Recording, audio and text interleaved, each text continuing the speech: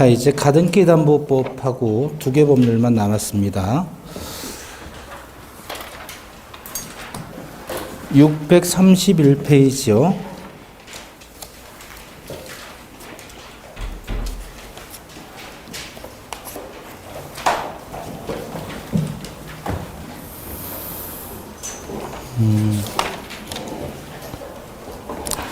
자, 칠판 보시고요. 가등기 담보 등에 관한 법률, 그래서 갑이 이제 소유자예요. 집값이 3억인데 을로부터 돈을 빌립니다.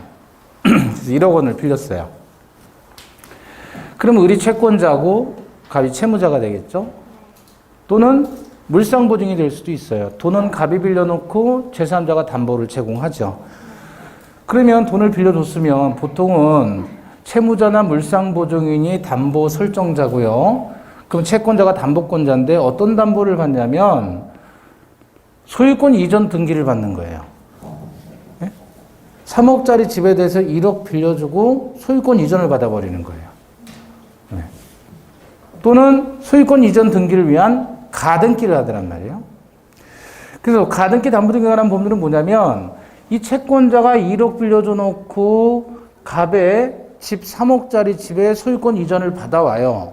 그러면 요게 소유권 이전을 받아오면 을이 완전한 소유자가 되느냐? 그건 아니에요. 다만 그렇게 해놔야 을이 나중에 팔아서 그 돈을 자기 채권 1억 원 회수하고 나머지를 줄 수 있잖아요. 그죠? 근데 만약에 약속된 날짜에 갑이 돈을 갚으면 저 이전 등기는 말소를 해야 되겠죠? 그렇죠?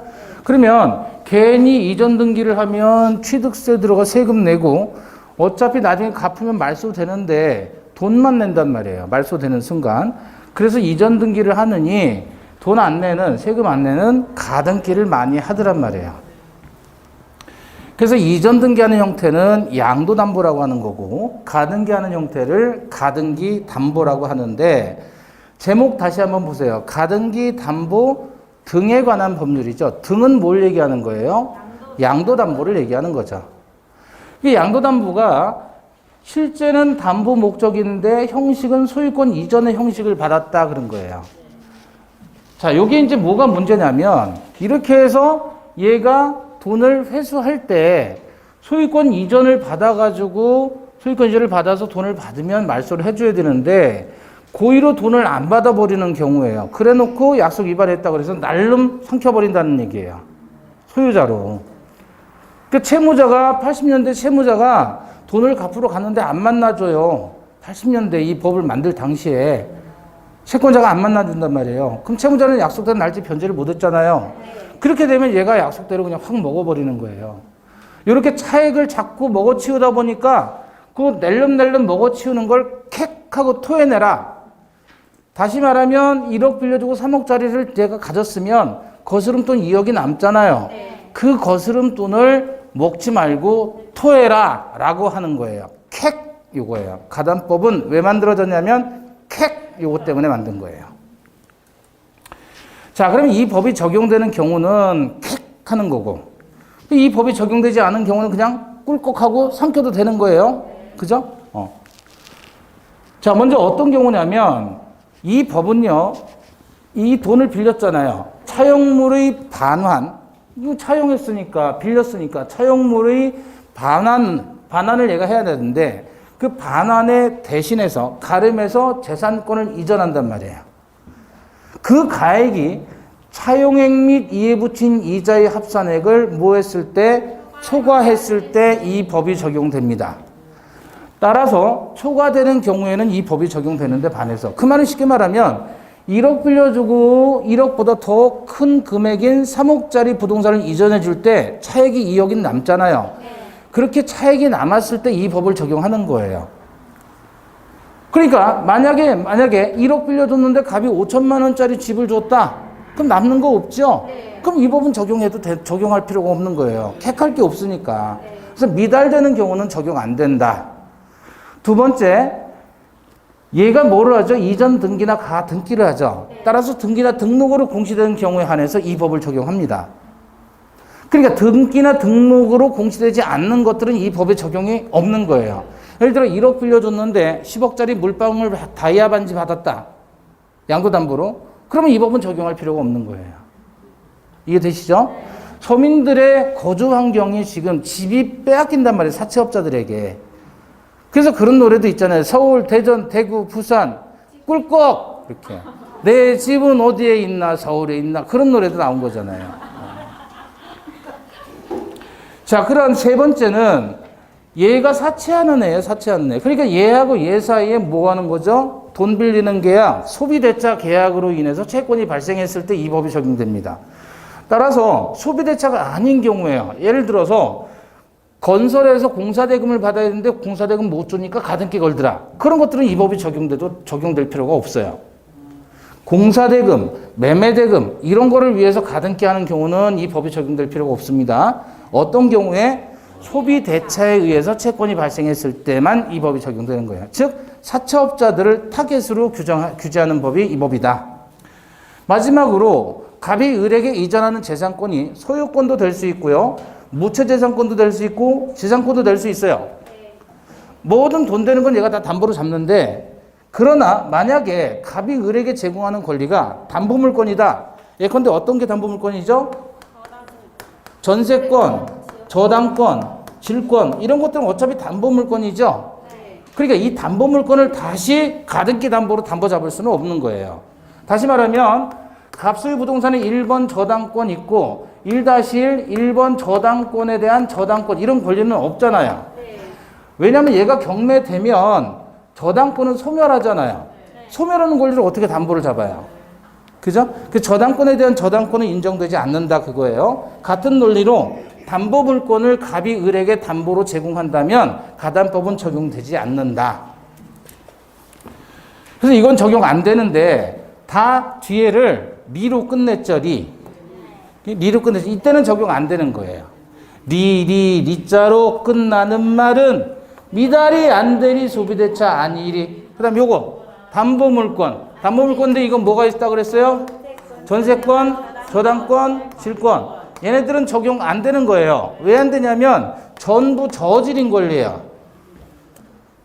전부 저질인 권리라서. 전세권, 저당권, 질권. 이건 아주 전부 저질이에요. 근데 다시 말하면 원리는 담보물권을 다시 담보할 수는 없어요. 왜냐면 얘 성질이 담보물권이니까. 저당권에 대한 저당권은 안 되는 거예요. 근데 외우기 싫으면 그냥 전부 저질 이렇게. 전세권, 저당권, 질권은 이 법이 적용되지 않는다. 그래서 다시 미달이 안 되리 소비대차 아니리 전부 저질 안 되리 이렇게. 예? 리자로 끝나는 말은 미달이 안 되리 소비대차 아니리 전부 저질 안 되리 이렇게. 아시겠죠? 예. 이런 거 나오면 가담법은 적용되지 않는다 이렇게 생각을 하시고요. 자, 그러면 가등기 담보권의 이제 실행입니다. 자, 갑에게는 을이라는 담보 가등기권자가 있어요. 을이 가등기를 했습니다. 근데 얘보다 선순위자 A가 있어요. 저당권자라고 해보죠. 그 다음에 담보 가등기보다 나중에 돈을 빌려준 후순위 저당권자나 또는 임차인이라고 해봐요. 그러면 순서가 A가 제일 먼저고 그 다음에 을이 담보 가등기권자, B가 저당권자다. 또는 임차인이다. 그럼 각각의 채권액은 1억씩 있다라고 가정하죠.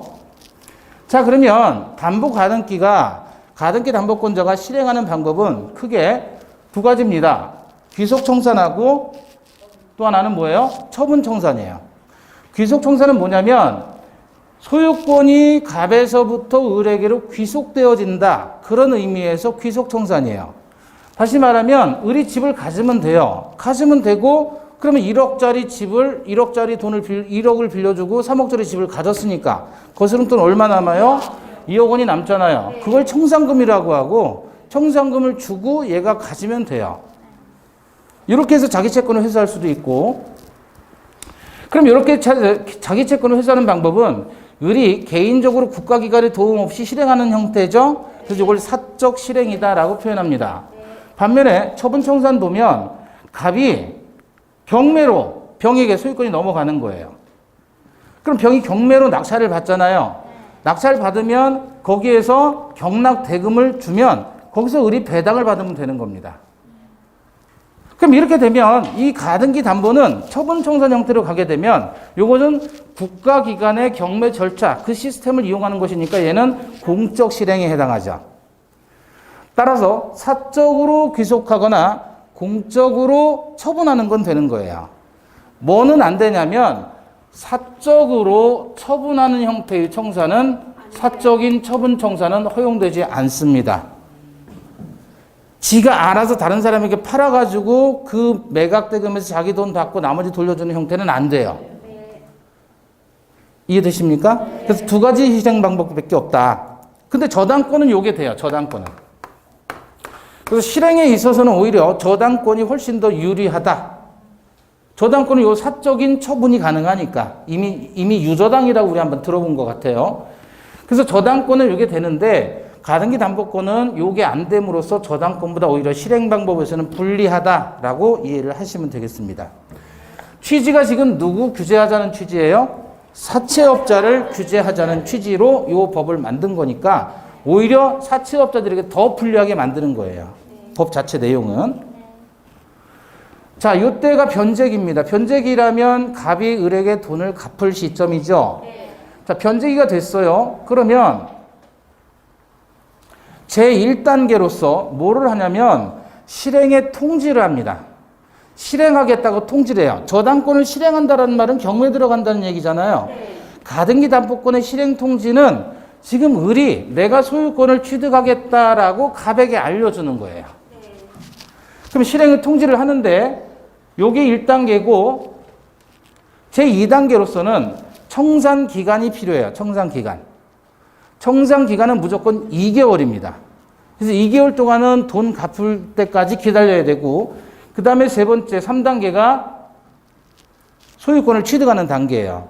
그래서 을은 소유권을 취득하기 위해서 즉 귀속 청산 방법을 선택을 한다면 요 3단계 절차를 거쳐야 됩니다. 반드시. 자, 실행에 통지를 할 때는 제1통지라고 해서 을이 누구에게 하냐면 갑에게, 갑이라는 사람에게 실행에 통지를 해요. 왜 실행에 통지를 하냐면 네가 돈을 안 갚으니까 내가 이제 이 절차, 3단계 절차를 통해서 당신의 집을 내 소유로 바꾸겠다라고 알려주는 거예요. 그래서 이 갑이라는 사람에게 통지를 하는데 뭘 통지하냐면 거스름돈을 알려주는 거예요. 거스름돈은 얼마죠? 2억이죠. 그러면 그 2억 원은 청산금 평가액이 2억이 나왔단 말이에요. 왜 2억이 나왔냐면 부동산 평가액에서 자신의 피담보 채권액을 공제한 금액이죠. 아까 부동산은 얼마짜리였어요? 3억짜리였고 자기가 빌려준 돈은 1억이니까 2억이 나왔단 말이에요. 그죠? 그러면 이렇게 공제를 해서 2억 원이라는 청산금 평가액을 통지를 해주는 거예요. 갑에게.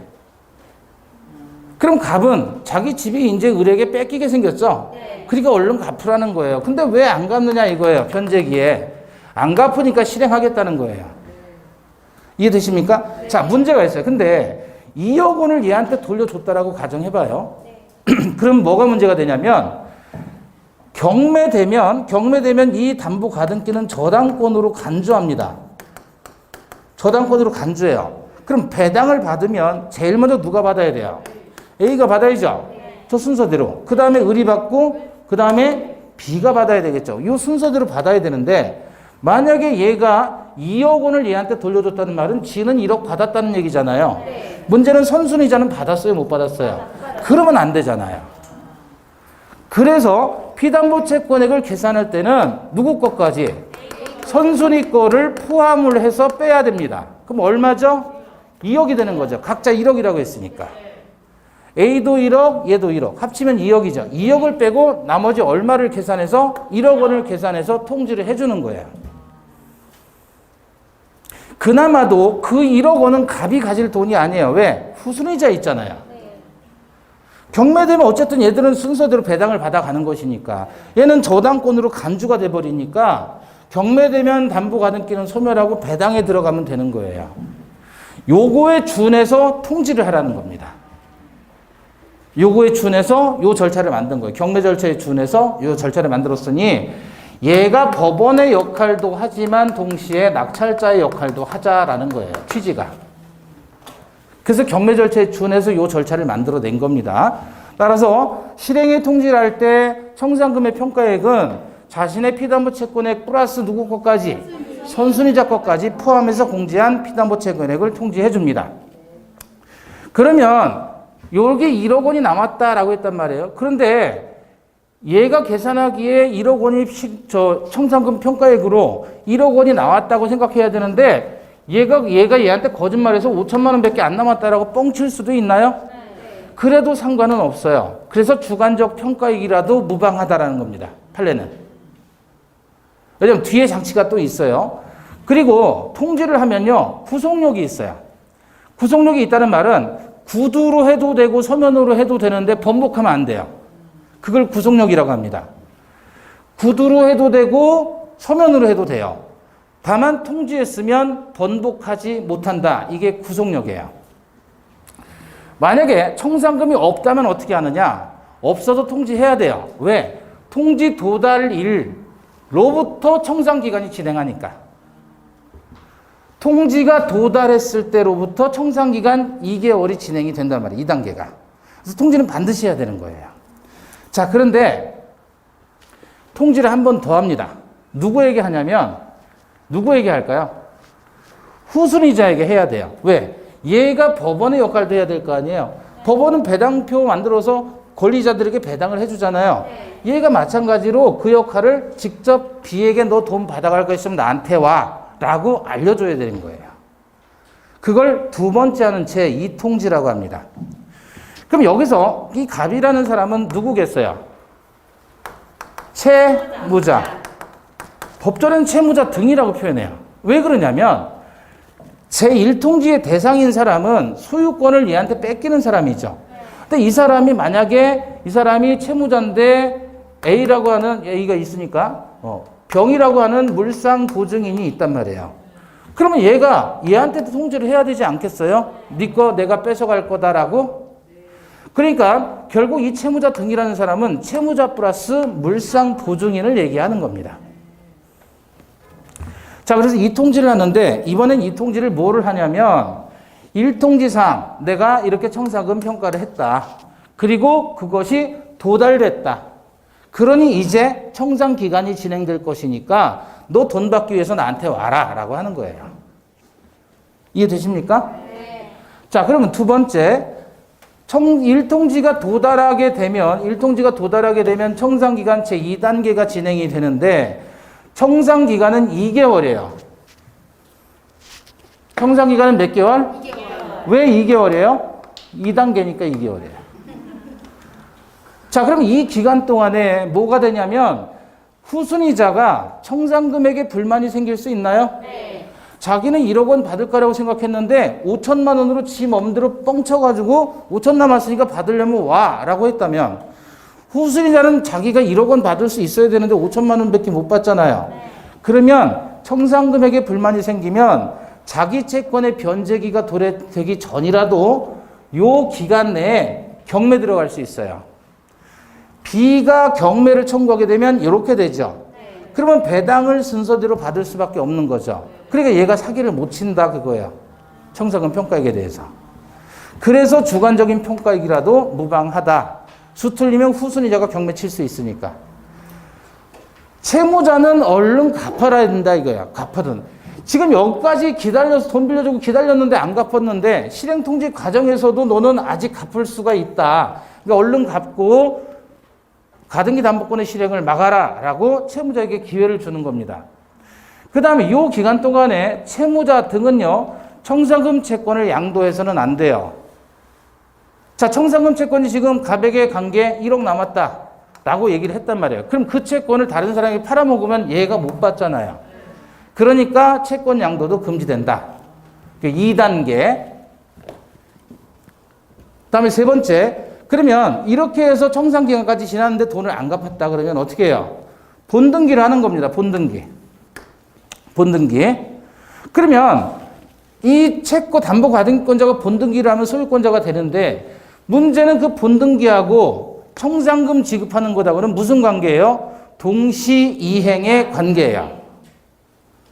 그러면 가등기 담보권자가 소유자가 되는 시점은 언제냐? 본등기 시점이 아니라 청산금 지급 시에 소유자가 되는 겁니다. 청산금 지급 시에. 본등기를 하지 않아도 청산금 주면 소유자가 되는 거예요. 이해되십니까? 법전사고 신경 안 써도 되고요. 그래서 요거하고 뭐를 비교하시냐면 요거하고 비교하셔야 돼요. 채무자가 변제하고 담보 가등기를 말소 청구하는 건 동시행 관계가 아니라 변제가 선의행 의무고 가등기에 기한 본등기하고 청산금 지급하는 것은 동시행 관계다. 청산금과는 동시행 관계이지만 변제하고는 동시행 관계가 아니다 그겁니다. 이해되시나요? 그래서 담보 가등기는 이렇게 정리를 하시면 되겠네요. 자, 처분 청사는 공적인 실행이라고 그랬습니다. 경매되면 담보 가등기는 뭘로 간주한다? 저당권으로 간주한다. 그럼 저당권은 경매되면 어떻게 되죠? 소멸하잖아요. 그러니까 담보 가등기도 경매되면 어떻게 돼요? 소멸한다 이렇게 이해를 하셔요. 그런데 여러분 우리가 공시법에서 공부하는 일종의 가등기, 공시법에서 공부하는 가등기는 무슨 가등기예요? 네? 보존가등기입니다. 보존가등기는 경매되어도 소멸되는 게 아니에요. 청구권 보존을 위해서 미리 가등기 걸어놨을 때는 요거는 소멸하는 가등기가 아니에요.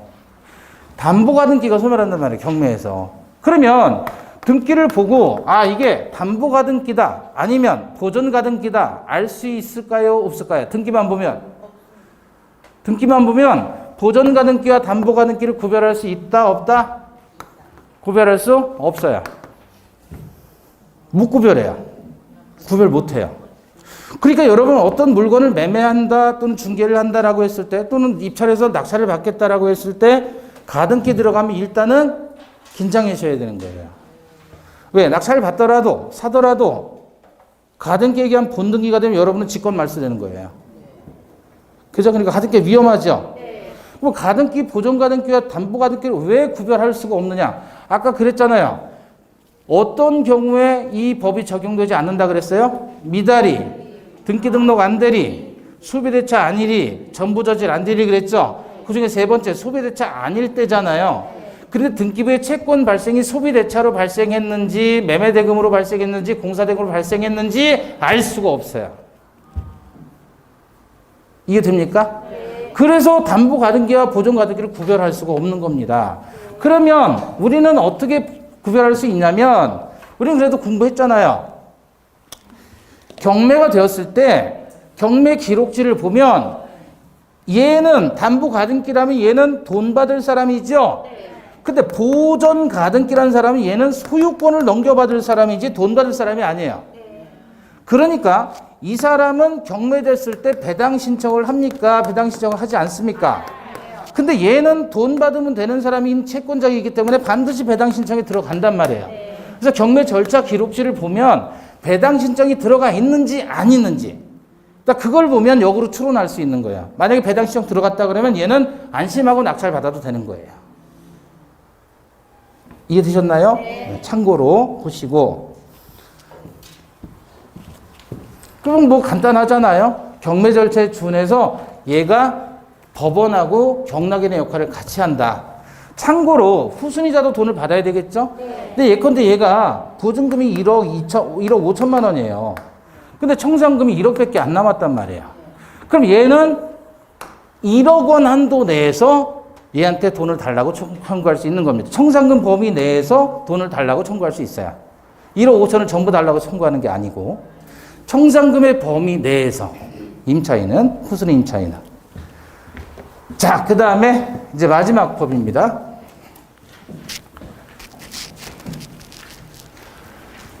부동산 실권리자 명의등기에 관한 법률이죠. 줄여서 뭐라 그러죠? 네? 실명법. 그래, 실명법. 이게 제일 사실은 간단해요. 민사특별법 중에서. 제일 간단해요. 자, 먼저 요거 이해하시려면 신탁행위론에 대해서 이해를 해야 돼요. 신탁행위. 신이 무슨 신이에요? 믿을 신. 탁은 맡길 탁. 믿고 맡기는 거예요. 그걸 신탁이라고 합니다. 자, 갑이 소유자인데 을에게 맡기는 거예요. 이렇게. 맡긴다는 말은 등기만 넘겨주는 거예요. 갑이 소유자인데. 그랬을 때 갑을 뭐라고 합니까? 신탁자고 을은 받았으니까 신탁을 받았으니 수탁자 이렇게 표현해요. 신탁자와 수탁자 사이에 명의신탁을 하는 겁니다. 그러면 이때 이 둘 사이의 관계, 다른 사람은 개입하면 안 돼요. 이 둘만 있을 때에는 내부 관계라고 표현해요. 둘만 있을 때. 다른 사람 나오지 않았죠, 아직은. 그러니까 두 사람만 등장이 되었을 때는 내부 관계라고 합니다. 이 내부 관계에서는 등기는 누구 앞으로 되어 있어요? 소유자 등기는 을 앞으로 되어 있지만 소유자는 누구인 거예요? 갑인 거예요. 내부 관계에서는. 그러니까 여러분 부동산인데 여러분 배우자 앞으로 등기만 해놨어요. 그러면 그건 여러분 거예요. 두 사람 간에는. 내부 관계에서는. 자, 수탁자는 따라서 점유를 한다라고 해도 소유의 의사가 있는 점이겠어요? 소유의 의사가 없는 점이겠어요? 없어야죠. 왜? 신탁자와 수탁자 둘 사이 내부 관계에서는 신탁자가 소유자니까 수탁자는 소유자로서 점유를 할 수가 없잖아요. 그래서 소유의 의사가 없어야 된다 그거야. 그럼 타주점이니까 얘는 시효취득 할 수 있어요? 없지요. 소유권의 시효취득은 못하는 거예요. 타주점이니까. 소유의 의사가 없어요. 자, 그림 보면 갑 소유 토지예요. 근데 명의신탁을 합니다. 을에게로 신탁을 했어요. 그래서 을이 건물을 지은 거예요. 이렇게. 그러다가 명의신탁이 해지됩니다. 그래서 토지가 다시 복귀되죠? 토지는 갑이고 건물은 을 거예요. 자, 이런 법정지상권 발생할까요? 안 할까요? 법정지상권 발생할까요? 안 할까요? 법정지상권 나오면 여러분 머릿속에 뭐가 떠올라야 돼요? 똥이다 떠올라야죠? 그럼 다른 사람 안 나왔어요. 갑이 을하고의 관계에서 명의신탁이 있어도 소유자는 누구? 내부 관계잖아요. 그죠? 소유자 여전히 갑인 거예요. 그럼 토지 건물 소유자 같아요? 달라요? 토지 건물 소유자 같아요? 달라요? 똥이다가 돼요? 다이다예요? 따라서 법정지상권 발생 안 하고 건물은 철거되는 거예요. 철거. 명의신탁을 해놨는데 지가 건물 지었다고 법정지상권 주장한다? 이런 게 어디 있어요? 이런 게. 그죠? 말이 안 되는 거잖아요. 따라서 여기서 법정지상권이 발생해요? 안 해요? 안 합니다. 자, 이번에 병이 나타났어요. 그러면 갑과 을이 있을 때는 내부 관계로서 노란색으로 표시를 했지만 이제 병이라는 사람이 나타나게 되면 이제 대외적 관계로 확장되는 겁니다. 이렇게 대외적 관계가 되었으면 제3자 병에 대한 관계에서는 소유자가 을이에요. 수탁자가 소유자인 거예요. 수탁자가. 제3자에 대한 관계에서. 갑과 을만의 관계에서는 신탁자가 소유자예요. 자기들끼리 신탁을 했으니까. 근데 문제는 등기가 수탁자 얘기가 있잖아요. 그래서 제3자가 봤을 때는 명의신탁된 걸 알 수가 없는 거예요. 그러니까 병의 입장에서는 을이 소유자가 되는 겁니다.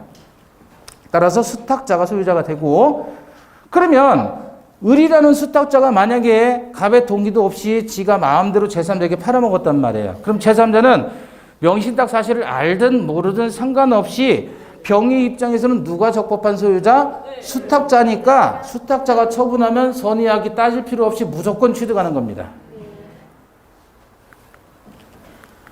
자, 만약에 정의 불법 점유합니다. 명의신탁된 토지를 불법으로 정의 점유를 하고 있어요. 그럼 대외적 관계에서 소유자는 누구? 수탁자죠. 그럼 이자를 상대로 반환 청구권을 행사할 수 있는 사람은 누구예요? 수탁자죠. 따라서 수탁자는 직접 반환 청구를 할 수 있다. 이거를 뭐라고 표현하냐면 대내적 관계에서는 신탁자가 소유자인데 대외적 관계에서는 수탁자가 소유자다. 그래서 소유권이 관계에 따라서 귀속되는 현상이 달라진다라고 해서 소유권의 관계적 귀속이다 그래요. 뭐라고 한다고요? 소유권의 관계적 귀속. 그 말은 대내적 소유자는 신탁자, 대외적 소유자는 수탁자. 이렇게 나누어진다는 말이에요. 아시겠죠? 이걸 소유권의 관계적 귀속이라고 하는데 이 실명법상 명의신탁은 전부 무효입니다. 근데 예외적으로 유효한 경우가 있어요. 그러면 이 논리에 따라서 푸시면 돼요. 이건 판례 이론이에요. 그래서 이걸 신탁행위론이다 이렇게 표현하는 겁니다. 유효한 명의신탁일 때, 무효일 때. 유효한 명의신탁일 때.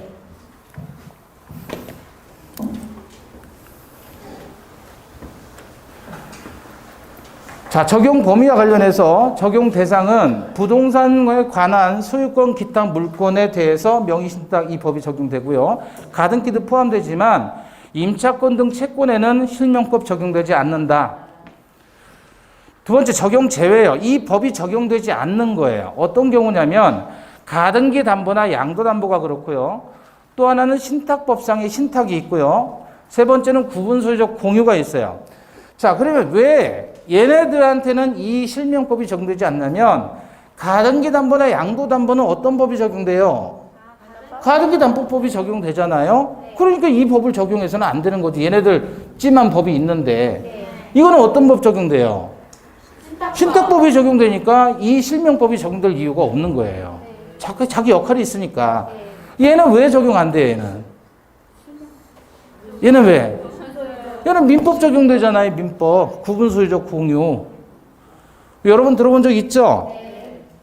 자, 여기가 공유하는 토지인데 갑 지분이 2분의 1이고 을의 지분도 2분의 1입니다. 그럼 이렇게 각자 나눠서 집을 짓고 살고 있어요. 그럼 이미 이건 구분해서 소유가 되어 있네요. 그죠? 그럼 그 말은 갑의 집은 노란색이 퍼져 있고 을의 집은 흰색이 퍼져 있다. 이렇게 나눠 갖고 있는 거잖아요. 그래서 상호 명의 신탁을 하고 있는 거예요. 지분으로. 그죠? 여기에 대해서는 이미 분할이 되어 있으니까 구분소유적 공유에서는 이미 분할된 거라서 공유물 분할 청구 못 한다 그랬습니다. 그래서 공유물 분할 청구는 안 되고 이때는 어떻게 한다 그랬어요?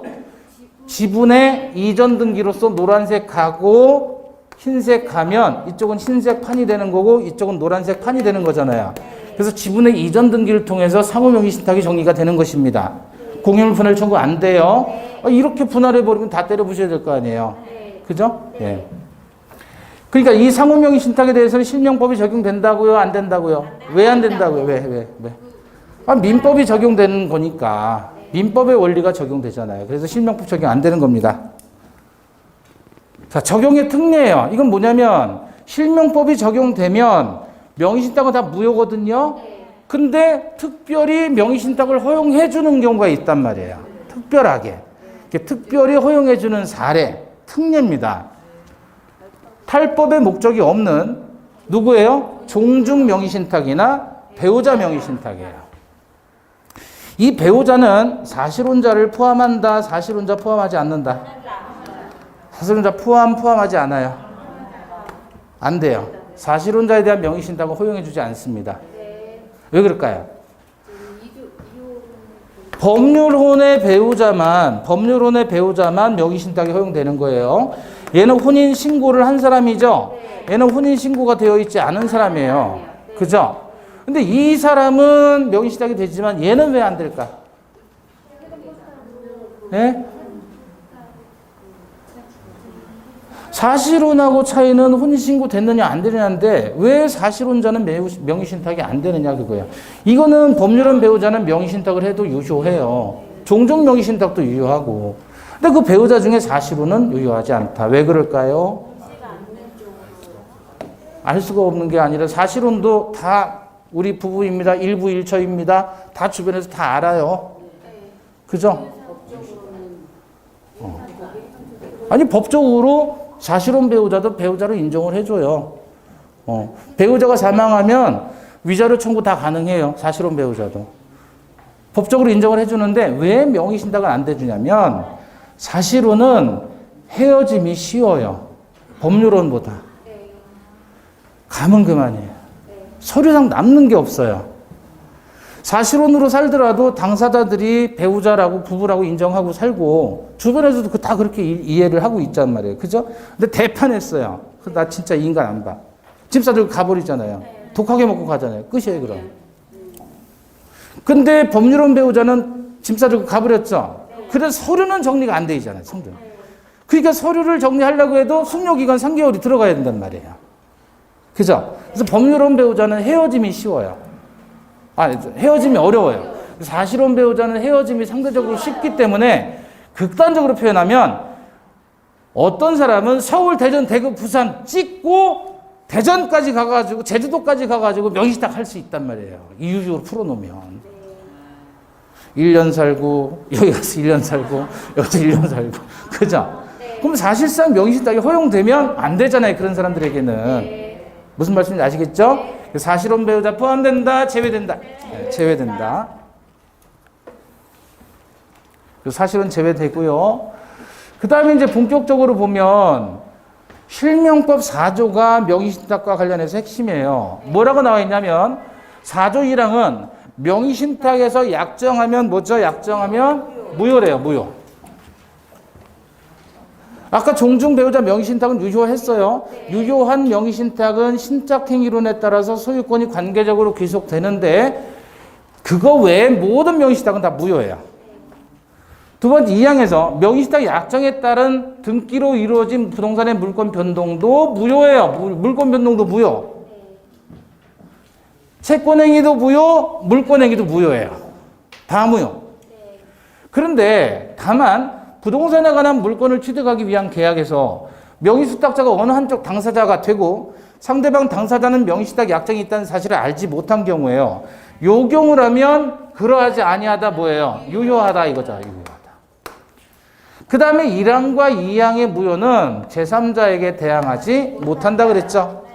그러면 제3자가 선이냐 악이냐 안 써놨죠? 그럼 다 포함하는 거예요. 모든 제3자에게 전부 대항하지 못하니까 제3자는 그걸 취득한다는 거예요? 취득 못한다는 거예요? 취득한다는 거예요. 그래서 이렇게 써놓은 것을 이렇게 바꿨습니다. 1항은 약정하면 무효예요. 여기서 약정 무효. 그 다음에 2항에서 본문에서 등기해도 무효예요. 근데 2항 단서에서 매도인이 선이라면 등기는 유효하다. 이건 제 표현으로 바꾼 거예요. 한쪽 당사자가 명의수탁자가 한쪽 당사자가 되고 상대방 당사자는 명의수탁 약정이 있다는 사실을 몰랐다. 요거를 이렇게 풀어준 거예요. 매도인이 명의수탁을 모른다면 등기는 유효하다. 그 다음에 네 번째 3항이죠. 제3자는 선의 악이 불문하고 무조건 취득한다. 요걸 암기하시는 거예요. 자, 해봐요. 약정 무효. 등기 무효. 매도인이 선의라면 등기 유효. 제3자는 무조건 취득. 외울 수 있죠? 해봐요. 시작. 약정 무효. 등기 무효. 매도인이 선의라면 등기 유효. 제3자는 무조건 취득. 한 번 더 빨리. 시작. 약정 무효. 등기 무효. 매도인이 선의라면 등기 유효. 제3자는 무조건 취득. 되죠? 네. 박수 한 번 넣을까요? 추임새로. 약정 무효. 등기 무효. 선의라면 등기 유효. 제3자는 무조건 취득. 아를 넣는 거 이제. 추임새. 약정 무효. 등기 무효.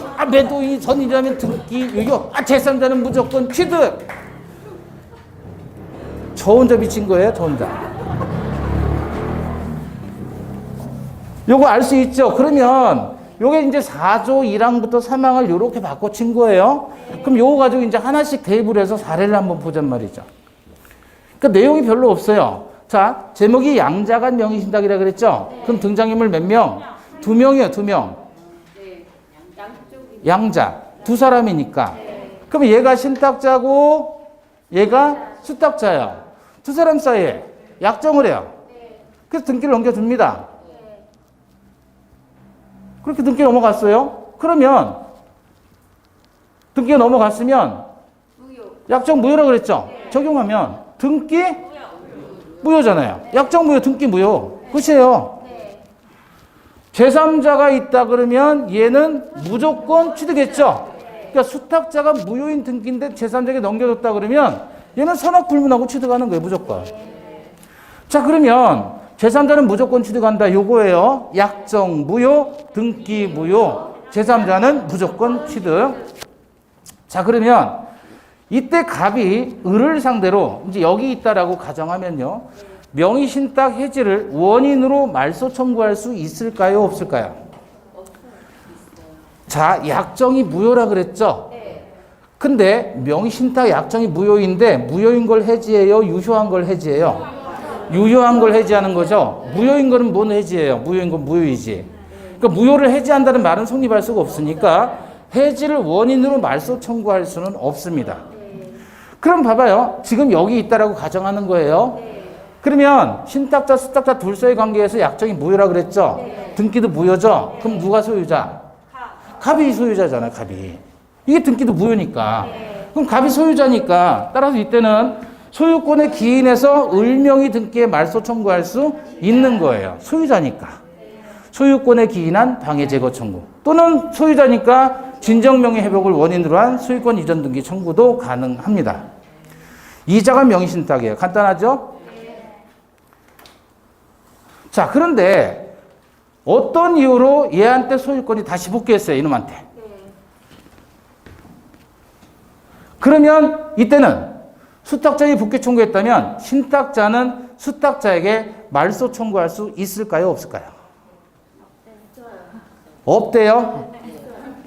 없어요. 왜냐하면 봐봐요. 얘한테 넘어갔었죠? 그럼 얘는 무조건 취득한다 그랬죠? 적법한 권리자이에요, 아니에요? 그럼 일물일권주의 원칙상 얘만이 소유자인 거지 다른 사람 소유권 없는 거죠? 그럼 얘가 얘한테 어떤 이유로 넘겨줬어요? 그럼 얘 거잖아요, 얘 거. 소유권이 적법하게 있는 사람이 넘겨줬잖아요. 얘가 소유권을 취득하는 순간 얘는 소유권 상실한 거예요. 상실했으니까 당연히 말소 청구는 이제는 안 된다. 이해되셨죠? 자, 그 다음에 이제 양자 또는 2명 나왔으니까 이번엔 3명이 나와줄 거예요. 그래서 3자간 명의신탁인데 그 중에 하나가 중간 생략형 명의신탁이에요. 자, 매도인이고 을이 매수인이고 매매계약을 합니다. 매매계약하죠? 이건 문제 없죠, 여기까지? 그런데 을이 병에게 명의신탁 약정을 하는 거예요. 그래서 원래대로 하면 을이 샀으니까 을의 이름으로 등기해야 되겠죠? 근데 병한테 부탁해서 병 이름으로 등기를 하는 거예요. 그럼 누가 신탁자? 누가 신탁자? 이렇게 등기를 주는 거예요. 그럼 누가 신탁자? 을이 신탁자가 되죠. 원래 을이 받아야 되는데 그걸 병에게 줬으니까 누가 수탁자? 병이 수탁자가 되죠. 그럼 이들 사이의 약정 무효죠? 등기도 무효잖아요. 약정 무효, 등기 무효. 그죠? 그러면 저 매매 계약은 유효한가요? 무효인가요? 매매는 유효하죠. 이거는 유효하죠. 그럼 당연히 을은 병의 갑을 상대로 소유권 이전 등기 청구할 수 있죠. 매매는 유효하니까. 유효하니까 을은 갑에게 등기를 청구할 수 있어요. 그러면 병으로 간 등기가 무효라고 했으니까 소유자는 누구인 거예요?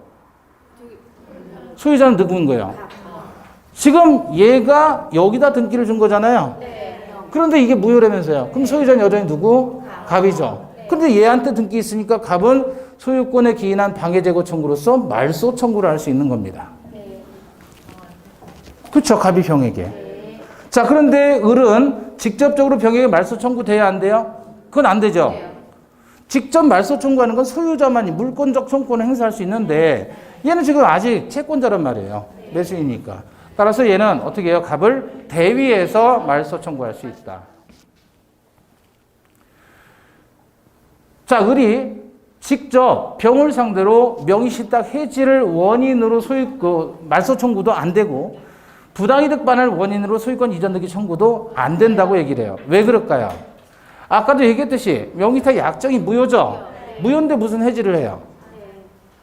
그죠? 유효일 때 해지하는 거예요. 두 번째는 부당이득 반환을 원인으로 이전 등기 청구도 안 돼요. 부당이득 반환 청구가 안 되는 게 얘는 지금 얘한테 등기 청구할 수 있고 얘가 얘한테 말소 청구하는 걸 대위하면 되는 것이지 얘가 부당이득을 얻은 게 없단 말이에요. 어차피 등기가 무효인데.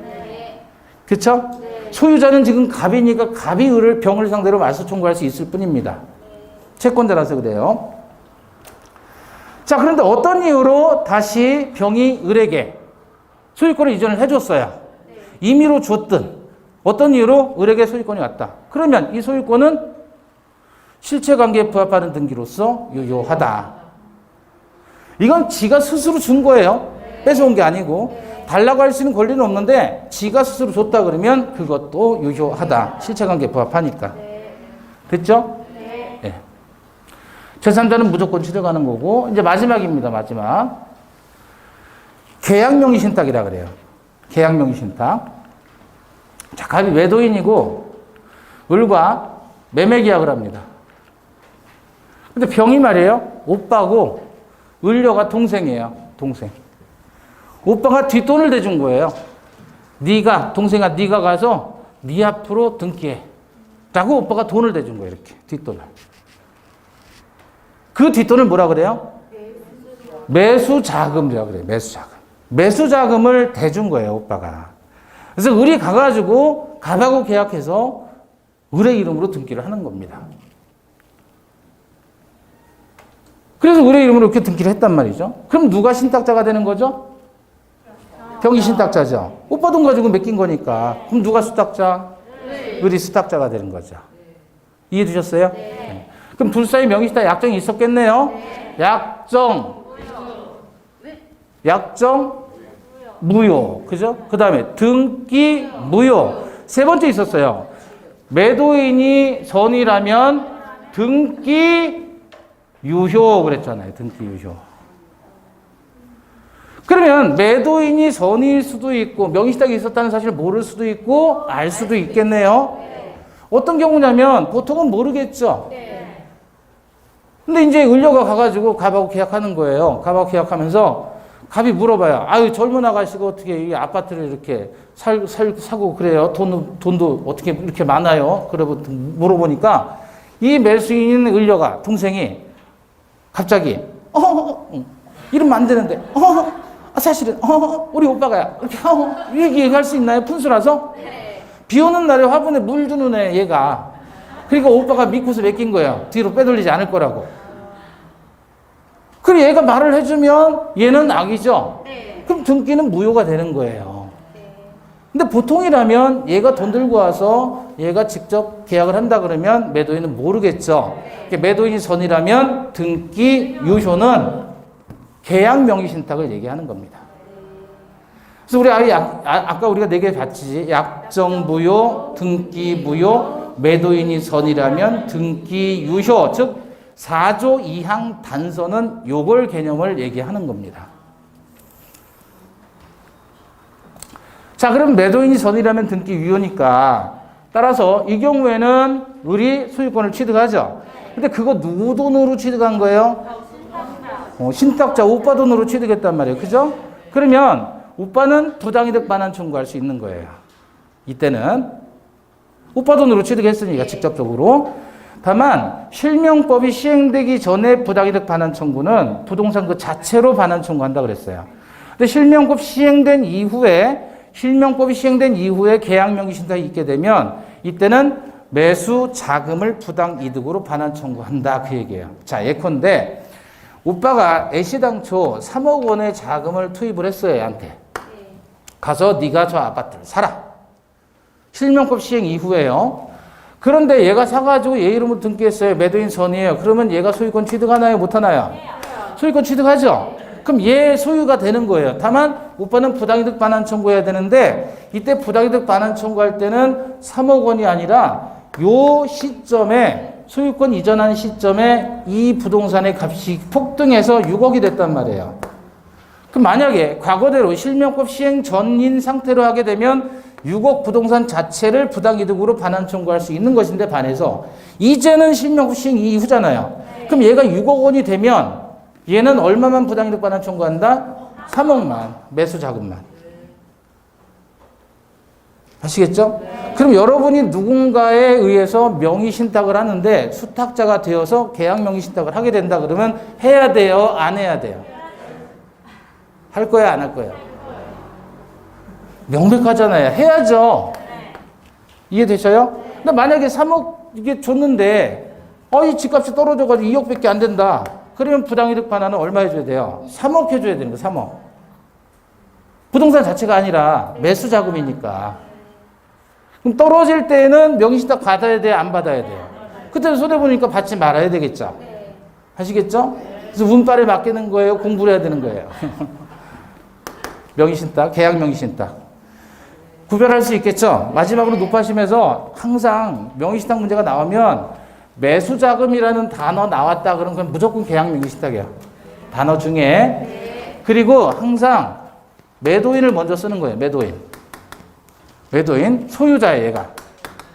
소유자고 그 다음에 사는 사람을 매수인이라고 하잔 말이에요.